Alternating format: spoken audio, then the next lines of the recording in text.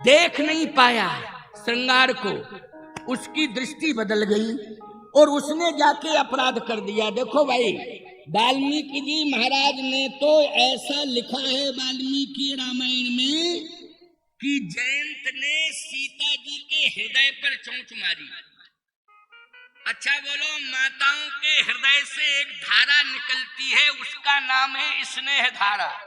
बोलो भाई, माताओं के हृदय से एक धारा निकलती है स्नेह धारा, और वो हमेशा नहीं निकलती है। जब बच्चे को जन्म देती हैं तो बालक के लिए वो स्नेह की धारा निकल पड़ती है और माँ अपने बेटे को स्नेह पिलाती है। क्या पिलाती है? स्नेह पिलाती है।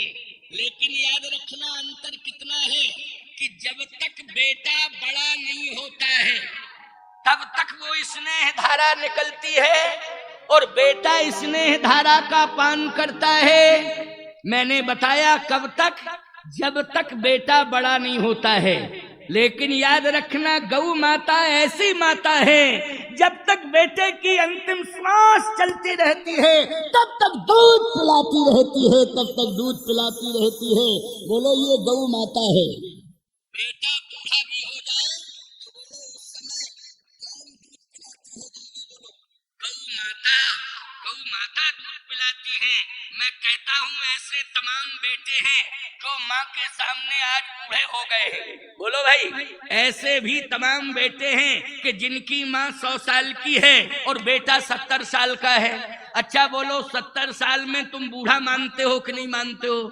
क्या मानते हो 70 साल में? पहलवान? ना बलवान हो ना पहलवान हो। बोलो, 70 साल की उम्र सरकार कितने वर्ष में रिटायर कर देती है? बोलो, अगर नौकरी कर रहे हो ज्यादा से ज्यादा 62 साल नहीं 64 साल। बोलो भाई, इतना ही 65 साल बस।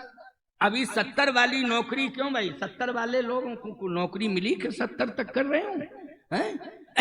हाँ, नेतागिरी की ऐसी नौकरी होती है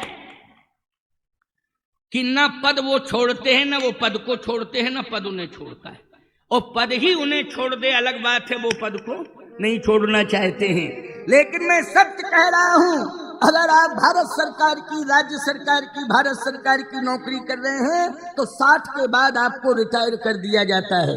बोलो, कर दिया जाता है कि नहीं? क्यों? बूढ़ा समझ के। क्या समझ के? बूढ़ा समझ करके रिटायर कर दिया जाता है।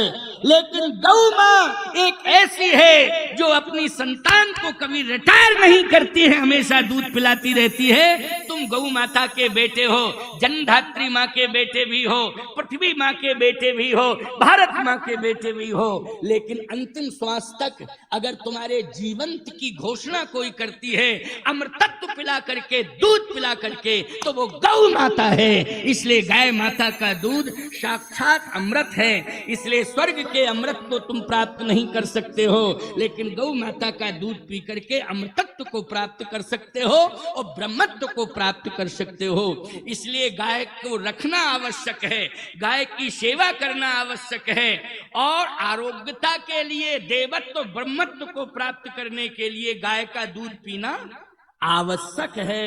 इसलिए बार बार संत महात्मा गौ माता के रक्षण सुरक्षण की बात कर रहे हैं। ये सुरभि महायज्ञ और रुद्र महायज्ञ अपनी भव्यता और दिव्यता को प्राप्त होता जा रहा है। तो मैं चर्चा कर रहा था कि इसने सीता जी के हृदय में चोट मारी, लेकिन गोस्वामी तुलसीदास जी ने मर्यादा में बांध दिया। उन्होंने कहा सीता जी के चरण में चोट मारी। वाल्मीकि जी ने क्या कहा? हृदय पर प्रहार किया है। और तुलसी बाबा ने क्या कहा? कि चरण पर प्रहार किया है। अब प्रमाण क्या है?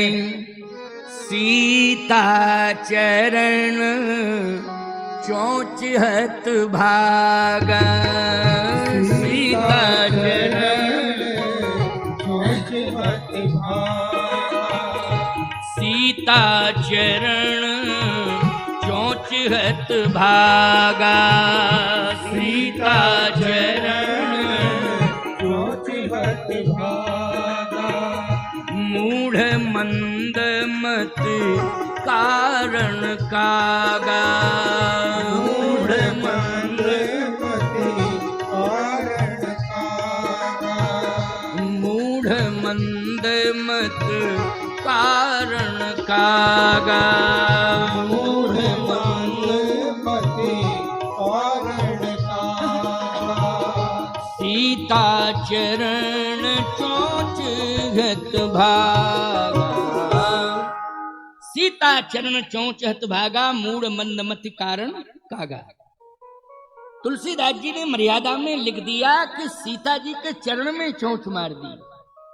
धन्य है तुलसी का भाव, धन्य है तुलसी का समर्पण। आज हम सभी नतमस्तक हैं तुलसीदास जी महाराज के चरणों में, क्योंकि उन्होंने मर्यादा को कितना सुरक्षित रखा है। बोलिए तुलसीदास जी महाराज की। ऐसी तुलसी की रामायण घर घर में होनी चाहिए और पढ़ी जानी चाहिए।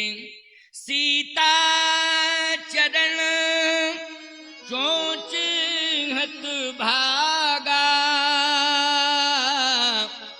मूढ़ मंद मति कारण कागा। चला रुधिर रघुनायक जाना, और सीक धनुष सायक संधाना। जैसे ही भगवान ने एक तिनका उठा के छोड़ा तो ये भागा। अच्छा क्यों भागा? इसको मृत्यु का भय सता रहा है। अच्छा देवता अमर हैं कि मरते हैं, पहले ये बताओ तुम लोग। अभी तक तुम लोगों ने क्या सुना? कान से बोलो। जहां जहां भी कथा, चाहे भागवत सुनी हो, रामायण सुनी हो, पुराण सुने हो, विष्णु पुराण सुने हो, ब्रह्म वैवर्त पुराण सुने हो, आदि आदि पुराण सुने हो, शिव पुराण सुने हो। अच्छा एक बात बताओ, मैं पूछना चाहता हूं, सही बताओ, देवता अमर हैं कि मरते हैं? अच्छा ये पुत्र किसका है? जल्दी बोलो। ये पुत्र किसका है? लालू यादव का? अच्छा हमको कम सुनाई देता है, पता नहीं क्या। मशीन तलाशो कल लाओ, मेरे कान में लगाओ। हाँ, क्योंकि सुनाई ही नहीं देता है। हाँ, सब लोग कह रहे हैं महाराज सुनाई देता है आपको। देखो इशारा भी कर रहे हैं, आपको सुनाई देता है। सावधान, ये देवताओं का राजा इंद्र उसका बेटा है। जब देव अमर हैं तो मृत्यु का भय क्यों सता रहा है? नहीं सताना चाहिए था। अच्छा जब मृत्यु का भय नहीं सता रहा है तो भाग क्यों रहा है? ये बताओ, भाग क्यों रहा है? अरे भाई भागते तो इसलिए हो कि कोई हमें मार ना दे। क्यों भाई इसलिए भागते हो कि कोई हमें मार ना दे? अरे जब तुझे ये पता है कि हम मर ही नहीं सकते, अमर हैं, तो कह देता राम जी से कि तुम सीख का बाण नहीं, ओरिजिनल बाण छोड़ो, हम नहीं हटेंगे, मरेंगे ही नहीं, क्योंकि हम तो अमर हैं। और देवाधि देवराज इंद्र जो देवताओं का राजा है, इंद्र उसका मैं बेटा हूं। अमर हैं देवता, मैं भी अमर हूं। लेकिन नहीं नहीं, याद रखना, जब व्यक्ति निगाह गलत कर लेता है और जब व्यक्ति कुदृष्टि से किसी पर प्रहार करता है तो उसका सारा का सारा पावर नष्ट हो जाता है, अस्तित्वहीन हो जाता है। याद रखना, चाहे देवता हो चाहे कोई हो। समझ गए हो कि नहीं? गलत काम करोगे सारी शक्तियां चली जाएंगी, संपत्ति भी चली जाएगी, सम्मान भी चला जाएगा, अंत में परिणाम भुगतना पड़ेगा। इसलिए मैं देवताओं के पुत्र की बात कर रहा हूं, देवराज इंद्र के पुत्र की बात कर रहा हूं। तुम तो साधारण हो। जब इंद्र के बेटा की ये दुर्दशा हो रही है, भागा भागा फिर रहा है, तो तुम तो साधारण हो। इसलिए कभी भी निगाह गलत मत करना, कभी भी गलत काम मत करना, कभी भी बहन बेटियों के ऊपर कुदृष्टि मत डालना। लेकिन जैसे ही ये बाण छूटा, तिनका ही बाण बन गया। अब बड़ी बढ़िया बात है कि ये भागा भागा जा रहा है, कहां पहुंचा मैं नहीं कह रहा हूं, रामायण में लिखा है, धर निज रूप, धर निज रूप, गए पितु पाही, और राम विमुख राखा तहीं नहीं। ये पहुंच गया स्वर्ग और जैसे ही पहुंचा अपने पिता के सामने तो कहता बचाओ बचाओ बचाओ बचाओ। इंद्र ने कहा क्या बात है? कह बात यह है कि बचा लो तो बचा लो, नहीं तो मर रहा हूं। अब बताओ, स्वर्ग में भी डर रहा है मरने से। क्यों भाई? स्वर्ग में भी मरने से डर रहा है। इंद्र ने कहा बात क्या है? कह पीछे तो देखो, मौत चली आई है। एक बात बतावें आपको, मौत मृत्यु लोक में रहती है, सीमा से बाहर जाती है, क्या स्वर्ग में जाएगी मौत? जल्दी बोलो। मौत कहाँ रहती है? जहां उसकी सीमा है। इसको क्या कहते हैं? जिसमें तुम लोग रहते हो उसको क्या कहते हैं? मृत्यु लोक कहते हैं कि नहीं कहते? हमारी समझ में तो मृत्यु ही लोक कहा जाता है ना? मृत्यु लोक है। तो मृत्यु लोक है तो अपने लोक में रहेगी कि नहीं? ये जयंत कहाँ पहुंच गया था? देवलोक में। लेकिन देवलोक में कह रहा है कि मौत घुस आई, बचाओ बचाओ बचाओ। इंद्र ने कहा पहली बात तो यह है कि तू भाग यहां से जल्दी, क्योंकि इतना बड़ा प्रदूषण तू फैला रहा है कि मौत को तूने बचा दिया, स्वर्ग में देवलोक में मौत को बचा दिया। उसने कहा कि मैं बेटा हूं, मेरा शेयर है स्वर्ग में। इंद्र ने कहा कि मैं तुझे बेटा ऐसा कुछ नहीं मानता हूं, तू भाग यहां से, जितने जल्दी भाग सकता है भाग। एक बात आपको बतावे, जब मौत आती है ना बाप बेटे को पहचानता है ना बेटा बाप को पहचानता है, अपने अपने प्राण लेके भागते हैं। बोलो भगते हैं कि नहीं भगते हैं? अपने अपने प्राण बचा के भागते हैं। ना उस समय बाप बेटे को पकड़ता है ना बेटा बाप को पकड़ता है। पति पत्नी बहुत प्रेम से रहते हैं और कहते हैं इतना प्रेम इतना प्रेम। पति कहता है पत्नी से मैं तेरे बिना नहीं जीऊंगा, पत्नी कहती है मैं तेरे बिना नहीं जीऊंगी। और मौत आ जाए तो सब भागने लगते हैं कि नहीं भागने लगते हैं? अच्छा एक बात आपको और बतावें, इतना प्रेम है, इसके बाद भी अशांति है कि नहीं? ईमानदारी के साथ बताओ, अशांति है। हमें तो कोई पति पत्नी बहुत ही ज्यादा शांत नहीं दिखाई दे रहे। कहीं कहीं कोई खोजे मिल जावे तो ये समझ लो कि साक्षात भगवान की कृपा ही है उस परिवार के ऊपर। जिस परिवार के पति पत्नी ने ये बयान दे दिया हो मुझे कि महाराज मैं पति से संतुष्ट हूँ और पति कहे मैं पत्नी से संतुष्ट हूँ, ऐसे मुझे हजारों में एक ही व्यक्ति मिले हैं और कोई दूसरा नहीं मिला है। नर शास्त्र मह सुनहु पुरारी, को एक होए धर्म व्रत धारी, केवल एकाध ही मिला है। इसलिए ध्यान से मेरी बात को सुन लो, ये झूठी बातें करने से कोई फायदा नहीं है। अगर पति पत्नी का प्रेम, पिता पुत्र का प्रेम, भाई बहन का प्रेम और गांव रिश्ते नातेदारों का प्रेम तभी सुरक्षित रह सकता है जब भगवान के चरित्र को सुनोगे और उस पर चलोगे तो निश्चित रूप से प्रेम रहेगा, एक दूसरे के प्रति प्रेम सदा जुड़ा रहेगा। तो इंद्र कहता है भाग यहां से। इसने कहा इसका मतलब यह है कि पिता ये निमित्त था लेकिन भेजा ब्रह्मा ने है। अच्छा सही बताओ, ये सृष्टि किसकी है? जल्दी बोलो, ब्रह्मा की है कि नहीं? ये सृष्टि किसकी है? ब्रह्मा की है। पिता तो माध्यम बन जाता है, माँ भी माध्यम बन जाती है, माता पिता माध्यम बनते हैं, लेकिन सही बताओ रचना करने वाला कौन है? ब्रह्मा। बोलो है कि नहीं? ब्रह्मा।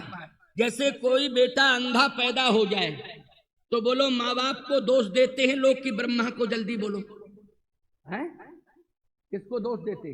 ब्रह्मा को देते हैं कि ब्रह्मा ऐसी रचना कर दी कि आंखें गायब कर दी। अरे पैदा करना था तो कम से कम आंख तो देने का, जिंदगी पूरी नहीं करते। धिक्कारते हैं तो ब्रह्मा को धिक्कारते हैं, रिश्ते नातेदार सब धिक्कारते हैं तो ब्रह्मा को धिक्कारते हैं। अच्छा सही बताओ, जब माँ बाप ने ठुकराया, इंद्र ने ठुकराया, भागा भागा फिरा तो ये किसके पास पहुंचा? बोलो ब्रह्मा जी के पास। कहाँ पहुंचा? ब्रह्मा के पास पहुंचा। ब्रह्म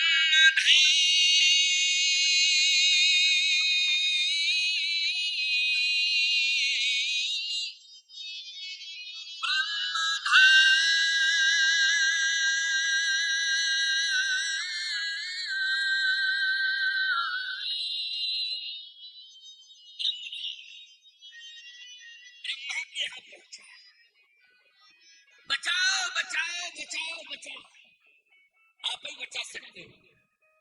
ब्रह्मा जी ने कहा आओ आओ आओ आओ आओ आओ आओ। किसने कहा? ब्रह्मा ने, आओ आओ। जयंत बोला बचाओ बचाओ बचाओ बचाओ। ब्रह्मा बोले अब तुम हमारे पास आ गए हो, अब किसी की हिम्मत नहीं है। ये बताओ बाप के क्या हाल है? इंद्र के। अच्छा एक बात बताओ, कोई भी पहुंचे आपके पास, बेटा पहुंचे तो आप उसके बाप का हाल पूछोगे कि नहीं पूछोगे? बोलो क्यों? बाप कैसे हैं? पिताजी ठीक है, माताजी ठीक है, और घर में सब ठीक है, और बताओ।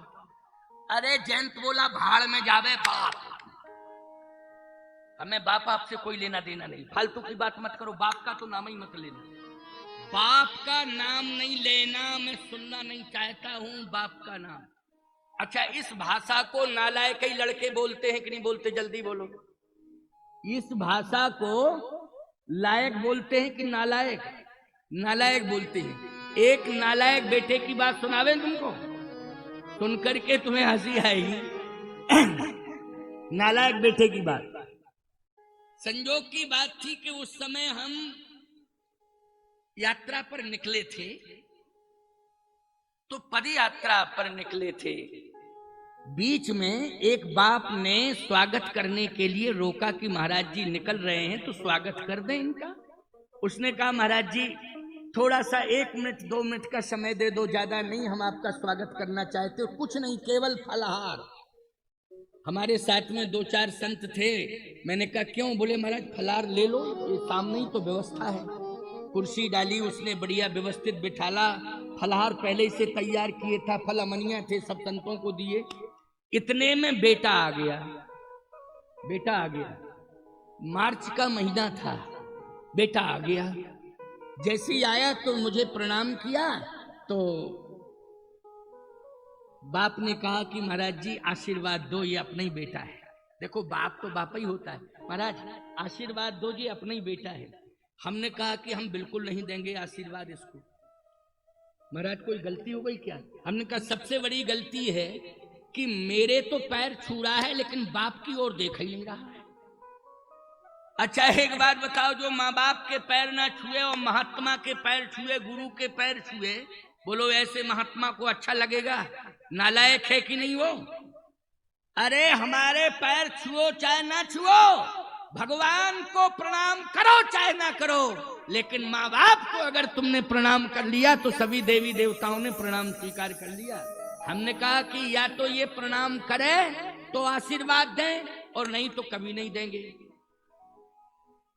बाप ने कहा कि बेटा प्रणाम कर ले, कर ले, महाराज कह रहे हैं तो कर ले।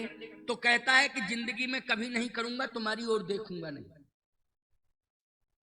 मैंने कहा ये तो बहुत ही नालायक बेटा है, और गलती हो गई कि फल 2-4 टुकड़ा अंदर पहुंच गए। हमने कहा कि अगर मैं ऐसा जानता कि इस घर में ऐसा नालायक पैदा हुआ तो मैं इस घर का पानी नहीं पीता। फल की तो बात छोड़ो। अरे महाराज क्षमा करो, अब क्या करें, आखिर ये हो ही गया तो क्या करें, गलती है, बच्चा है, ये है वो है। मैंने कहा अभी भी सुधार कर ले, पैर छू ले। उसने कहा पैर नहीं छूंगा, नहीं छूंगा, नहीं छूंगा। क्यों नहीं छुओगे? ये हमारा दुश्मन है, बाप नहीं है, ये दुश्मन है। मैंने कहा हो क्या गया, ये इसका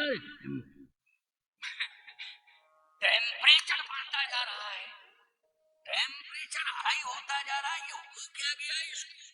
मेरी बोले बात ये है कि हम कंफर्म हो गया कि फेल हो जाएंगे। तो हमने कहा गलती तेरी है, तू फेल हो जाएगा, बाप पे नाराजगी क्यों दिखा रहा है?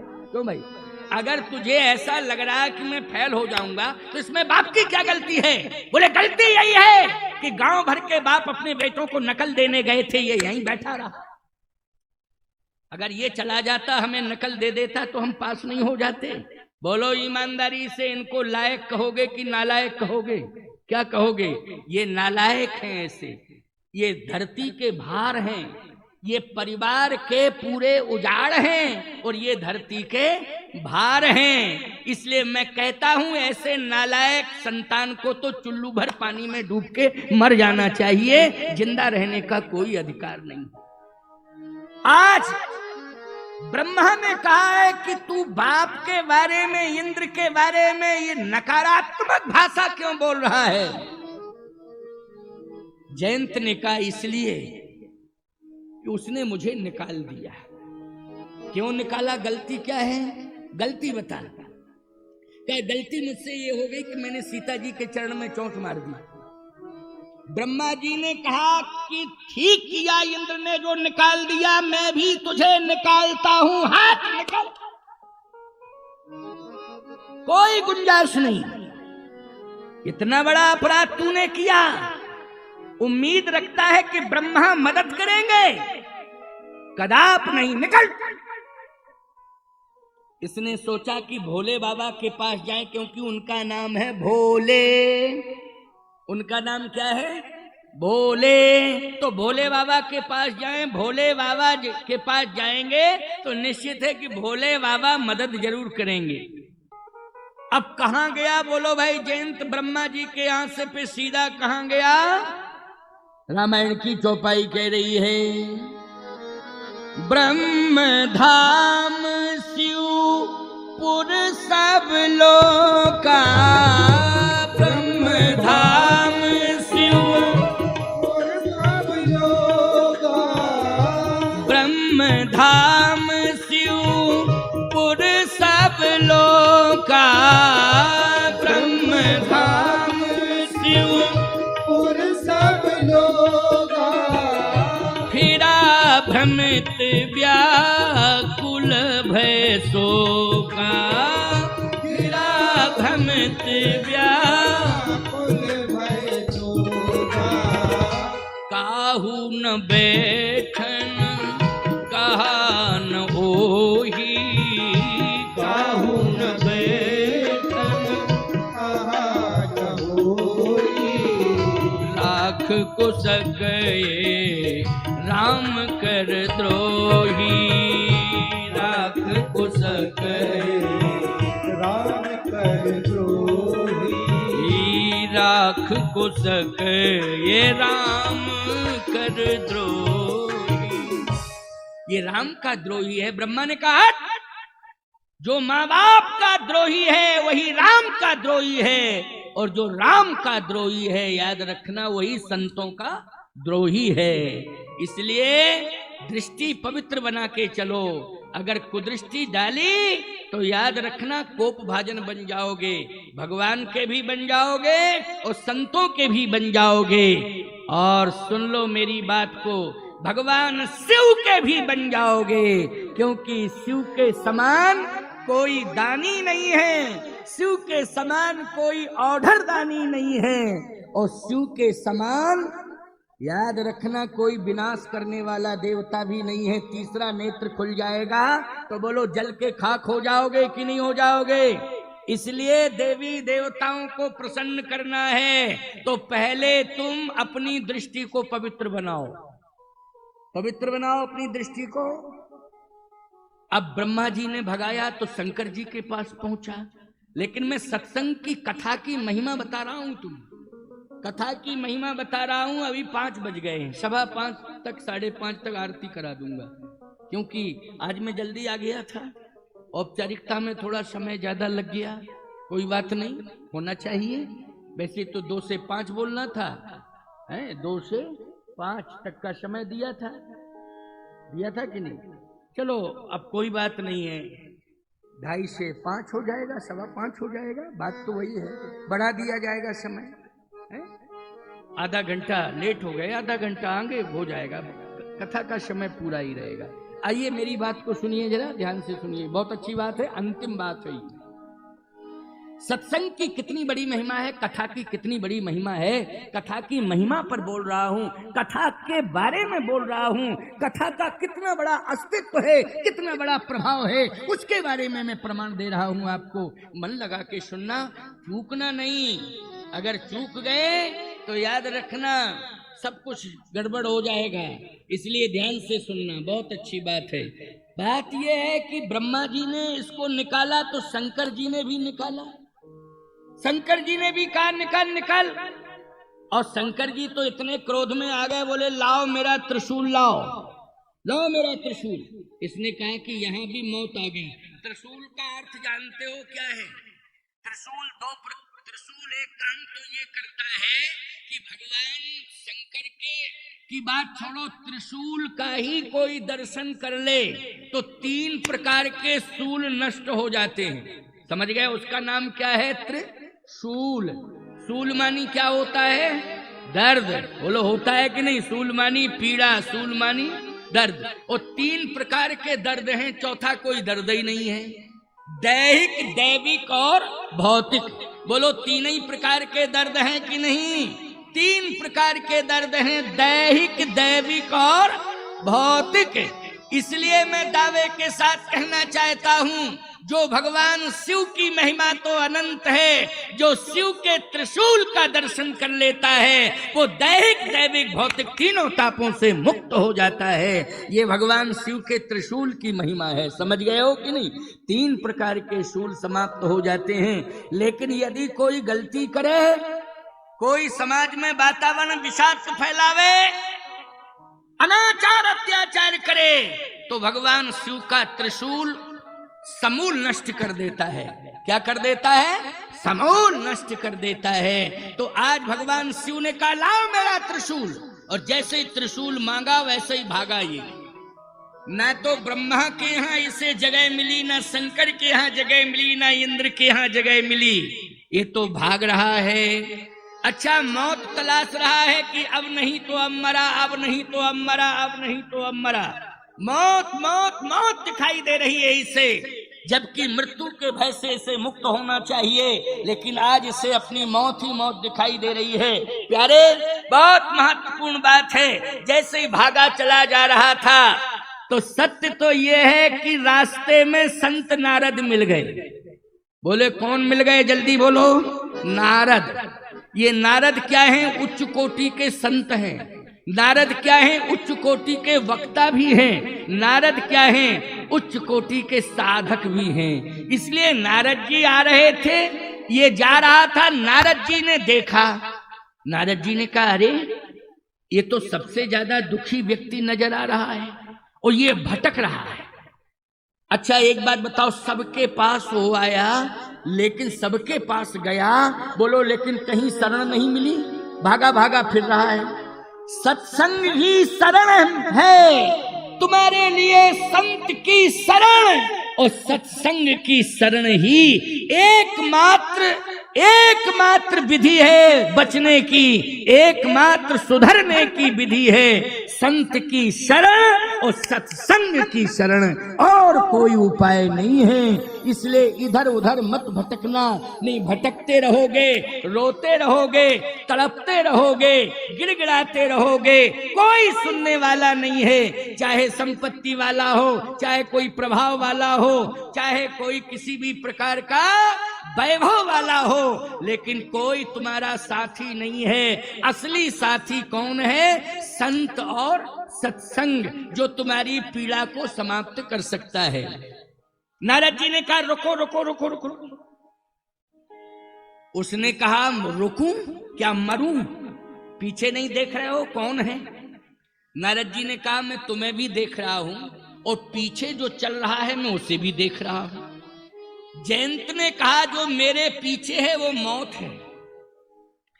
नारद जी ने कहा मौत एक दिन सबके पास आती है और मौत जो है किसी को छोड़ती नहीं है, मौत सबको ले जाती है। जयंत ने कहा कि उपदेश देने की जरूरत नहीं है, पहले क्लियर बात बताओ। नारद जी ने कहा बात यह है कि मरने के बाद भी तर जाओ, मैं ऐसी बात तुम्हें बता रहा हूं। मरना तो सबको है। अच्छा आपके पास कौन सा उपाय है? नारद जी ने कहा उपाय ही तो बता रहा हूं। अच्छा एक बात बताओ, नारद कौन है? संत है। अच्छा संत है, और जयंत कौन है? श्रोता है। बोलो कौन है? श्रोता। अगर श्रोता भागता रहता तो मरता, पक्की बात, कुछ नहीं मिलता। लेकिन संत की बात सुनने के लिए समय निकाला तो बोलो बिगड़ा हुआ सब बन गया कि नहीं बन गया? जल्दी बोलो।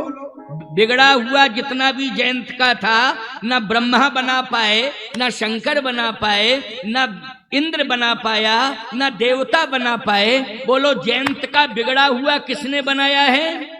संत ने।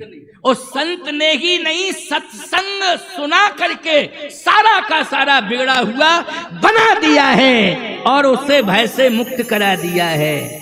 कैसे कराया है? ये भाव अंतिम भाव है, इसको सुन लीजिए। नारद जी ने कहा कि मेरी कथा सुन लो। जयंत बोला समय नहीं है। कहे थोड़ा समय निकाल के सुन ले, थोड़ा ही समय निकाल के सुन ले। एक घड़ी आधी घड़ी। जयंत ने कहा इतना बड़ा अपराध हो गया है कि मुझे कोई भी व्यक्ति बचा नहीं सकता है, इतना बड़ा अपराध हो गया है। नारद जी ने कहा गारंटी से बचोगे बचोगे बचोगे, और एक अपराध नहीं करोड़ों अपराध भी किए होंगे तब भी बचोगे। जयंत ने कहा बड़ी दमदारी से बोल रहा है महात्मा, बहुत बड़ी दमदारी से बोल रहा है, कितना बड़ा साहस। एक घड़ी आधी घड़ी, आधऊ में पुनियाध, तुलसी संगत साधु की हरे कोटि अपराध। तुलसी संगत साधु की हरे कोटि अपराध। इतना सुना, नेत्रों से आंसू निकल पड़े जयंत के। इतनी बड़ी बात तो, इतना बड़ा हितैषी तो मेरा बाप नहीं है जिसने पैदा किया। इतने बड़े हितैषी तो मुझे देव समझ में नहीं आए, महादेव भी समझ में नहीं आए, जितना हितैषी मुझे संत समझ में आ रहा है। इसका मतलब है कि संत से बड़ा कोई दुनिया में होता नहीं है। संत परम हितकारी, जग में संत परम हितकारी। यदि हित नहीं परम हित चाहते हो तो संतों की सभा में जाओ, यज्ञ में जाओ, संतों की सभा में जाओ, धर्म सभा में जाओ और संत वाणी से संतों का उपदेश श्रवण करो तो जितने प्रकार के कष्ट होंगे, पाप होंगे, वो सब दूर हो जाएंगे। नेत्रों से आंसू गिरने लगे। क्या सुन ले मेरी बात को। अपराध कहां किया? कहे चित्रकूट में। कौन सा अपराध? नारद जी ने कहा अपराध बताओ। कहे सीता जी के चरण में चोट मार दी और भगवान ने जो है पीछे से बाण छोड़ दिया। उन्हीं का बाण है जो मौत के रूप में हमें दिखाई दे रहा है कि मौत आ गई, मौत आ गई। नारद जी ने कहा तुम उन्हीं के पास चले जाओ वापस। जयंत बोला बहुत बड़ी बेकार की बात कर रहे हो, जहां से अपराध किया वहीं से बाण आया, वहीं फिर चले जाएं, फालतू की बात क्यों करते हो? नारद जी ने कहा तुम उनके स्वभाव को नहीं जानते हो। इतने जल्दी क्षमा कर देते हैं, इतने जल्दी क्षमा कर देते हैं कि आश्चर्यचकित हो जाता है अपराधी कि कभी क्षमा कोई कर नहीं सकता, लेकिन मुझे प्रभु राम ने क्षमा कर दिया। ऐसों को उदार जग माही, बिन सेवा जो द्रवही दीन पर, राम सरस को नाही, बिन सेवा जो द्रवही दीन पर, राम सरस को नाही। अस स्वभाव कह सुने न देखे, अस स्वभाव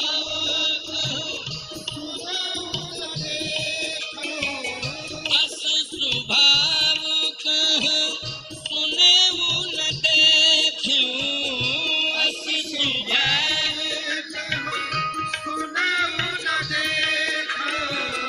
कही खगेश रघुपति समले क्यों, कही खगेश रघुपति समले क्यों, को रघुबीर सरिस संसार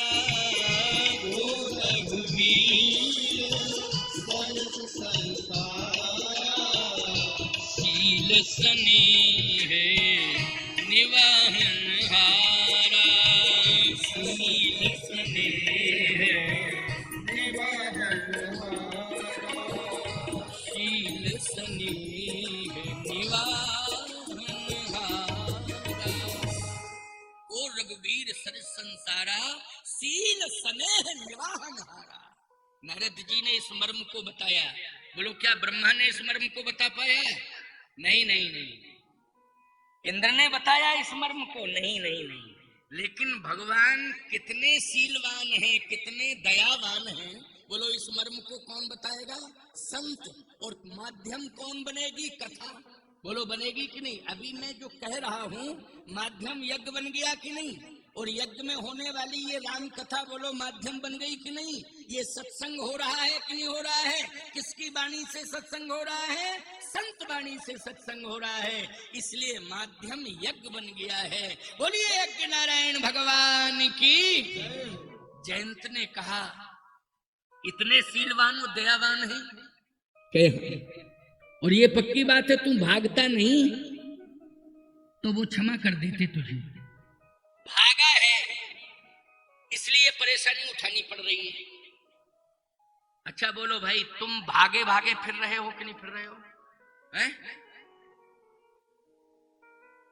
भागे भागे फिर रहे हो। भगते आयो भग गयो, कबीर बाबा कह रहे हैं। कबीर बाबा की वाणी बड़ी अटपटी है। भगते आयो भग गयो, भगते बचान कोय, ओ भगते भगते भग गयो तो पुनर्जन्म न होए। धन्य कबीर बाबा। यह कबीर की अटपट बानी, और बरसे कम्बल भींजे पानी। यह कबीर की अटपट बानी। तो कहने का तात्पर्य मेरा ये है कि तुम साधुओं के मर्म को नहीं समझ पाओगे। अगर समझना है तो चाहे संत हो चाहे भगवंत हो, इन दोनों के मर्म को यज्ञ के माध्यम से जो कथाएं होती हैं उन्हीं में समझ पाओगे। बोलो इसके लिए समय निकाल के आना पड़ेगा कि नहीं आना पड़ेगा? समय निकाल के नहीं आओगे तो याद रखना लाभ उतना मिलने वाला नहीं है। मम दर्शन फल परम अनूपा, और जीव पाव निज सहज स्वरूपा। लोग कहते हैं कि महाराज आपकी कथा तो घर घर में चैनल में सुनाई दे रही, यूट्यूब चैनल में हम देख रहे हैं, उसमें पर्दा पड़ा है। बोलो क्या पड़ा हुआ है? जल्दी बोलो। पर्दा पड़ा हुआ है, इसलिए उसका नाम है दूरदर्शन। पर्दा है कि दूरदर्शन। रे दूर क्या, जब हम तुम्हारे पास ही में आ गए हैं तो पास का दर्शन क्यों नहीं कर रहे हो? दूरदर्शन के चक्कर में क्यों पड़े हो? जब तुम्हारे पास ही आ गए हैं तो पास के दर्शन से जुड़ जाओ प्यारे। दूर के दर्शन की आवश्यकता नहीं है। जब दूर का दर्शन तुम्हारे सामने होता है तब तुम्हारे पास हम नहीं होते हैं, और जब हम तुम्हारे पास होते हैं तब तुम दूर दर्शन। बोलो भाई कितनी बड़ी अज्ञानता है। इसलिए सुनिए नारद जी ने अंतिम बात क्या कही। स्वभाव इतना सरल है, सत्संग थोड़ा सा सुन के जा, सारे काम बिगड़े तेरे बन जाएंगे। जाके सीधा लेट जाना, पाहिमाम पाहिमाम पाहिमाम। ये पाहिमाम शब्द जो है कहां से आया है? संत की वाणी से आया है। भरत जी ने चित्रकूट की भूमि पर क्या कहा था? पाहिनाथ कई पाए गुसाई, भूतल परु लकुट की नहीं, भूतल परु लकुट की नहीं, पाहिनाथ कई पाहि गुसाई, पाहिमाम पाहिमाम पाहिमाम। नारद जी ने कहा कि चित्रकूट में जाना तो सीधे पाहिमाम पाहिमाम पाहिमाम कह के गिर जाना चरणों में, और जैसे ही पाहिमाम पाहिमाम कह करके तुम गिरोगे लकड़ी की तरह। भरत को हृदय से लगाया था, उठा करके भरत को हृदय से लगाया था प्रभु राम ने। तूने सुना नहीं है। सत्संग से जुड़ा होता तो ये भाव तेरी समझ में आ जाते, लेकिन तूने सुना ही नहीं। पाइमाम पाइमाम कहना, भगवान उठा लेंगे, हृदय से लगाएंगे। जयंत ने कहा कि यदि उठा के हृदय से लगाएंगे, लेकिन इसके पहले तो ये पूछेंगे क्यों? इतना बड़ा अपराध करके क्यों गया? आखिर नाम बता, किसने तुझे सलाह दी थी कि अपराधी बन? देखो एक बात बताएं, अपराध करने वाला तो अपराधी होता ही है, लेकिन अपराध के लिए जो प्रेरित करता है वो उससे बड़ा अपराधी होता है, क्योंकि तुमने प्रेरित किया है अपराध के लिए। तो भगवान ने कहीं ये पूछ दिया कि तुमने अपराध किसके कहने से किया? तो नारद जी ने कहा तू मुझे ही बता दे कि तूने किसके कहने से अपराध किया। जयंत ने कहा कि मैंने अपराध किसी के कहने से नहीं किया, पिता के करैक्टर को देख देख के किया है? अरे राम राम, ऐसा बाप चुल्लू भर पानी में डूब करके मर जावे, बोलो भाई, जो अपनी औलाद को अपराध की दुनिया में धकेल दे। किस काम का ऐसा बाप? उसे तो बाप कहलाने का अधिकार नहीं है, जिंदा रहने का अधिकार नहीं। नारद जी ने कहा तुम्हारे बाप ने कोई गलती की? कई इतनी गलतियां की हैं कि सरस्वती जी ने तो फटकारा है, ऊंच निवास नीच करतूती, काक समान पाकिर कुरीति, छली मलिन कतौ न प्रतीति, ऊंच निवास नीच करतूती, देख न सकई पराई विभूति। और आपको मालूम नहीं है, एक महात्मा की पत्नी, ऋषि पत्नी अहिल्या के साथ छल किया और पूरा परिवार बर्बाद कर दिया। बोलो, इंद्र ने अहिल्या के साथ छल किया था कि नहीं किया था? ऐसा परिवार बिगड़ा कि गौतम ऋषि ने श्राप दे दिया कि जा तू मेरी पत्नी भले ही है लेकिन पत्थर हो जा। और इंद्र को भी श्राप दिया था, तेरे बाप को श्राप दिया था कि तू कोढ़ी हो जा, तेरे रोम रोम में दूषित रक्त, तेरे रोम रोम से दूषित रक्त निकले। उसी को सहस्त्र योनिज कहते हैं। शास्त्र की भाषा में उसको क्या कहते हैं? सहस्त्र योनिज। लेकिन तुम्हारी भाषा में बता रहे हैं कि यदि दूषित रक्त रोम रोम से निकले तो उसको कोढ़ कहते हैं कि नहीं कहते हैं? क्या कहते हैं? तुम्हारी भाषा में बता रहा हूं, कोढ़ कहते हैं उसे, लेकिन है वो सहस्त्र योनिज वाला श्राप। लेकिन जानते हो इतने कृपालु दयालु हैं कि तेरे बाप की बीमारी को प्रभु राम ने दृष्टिपात करके दूर कर दिया और आरोग्यता दे दी। अश्विनी कुमार भी उस बीमारी को दूर नहीं कर पाया जो प्रभु राम ने दृष्टिपात करके दूर कर दिया। मिथिला में, जब जनकपुर में, मिथिला में सीताराम जी के विवाह के समय इंद्र ने जब भगवान का दर्शन किया तो तभी रोग मुक्त हुआ कि नहीं हुआ? सारी बीमारी दूर हुई। जब तेरे बाप को क्षमा कर सकते हैं तो बेटा को क्यों नहीं करेंगे क्षमा? जा, क्षमा कर देंगे। बस इतना कह देना। कितना? बस इतना कहना कि हे प्रभु, मुझसे गलती हो गई, क्योंकि मैं आपके प्रभाव को देखना चाहता था। तो जयंत ने कहा कि वापस पहुंच गया हूं। अगर भगवान ने कह दिया वापस क्यों आ गया, तो नारद जी ने कहा कह देना आपके स्वभाव को सुन करके आ गया हूं, क्योंकि को रघुवीर सरिस संसारा, शील स्नेह निवाहन हारा। बस जयंत तुरंत ही गया। बोलो, सत्संग ने परिवर्तन कर दिया कि नहीं कर दिया?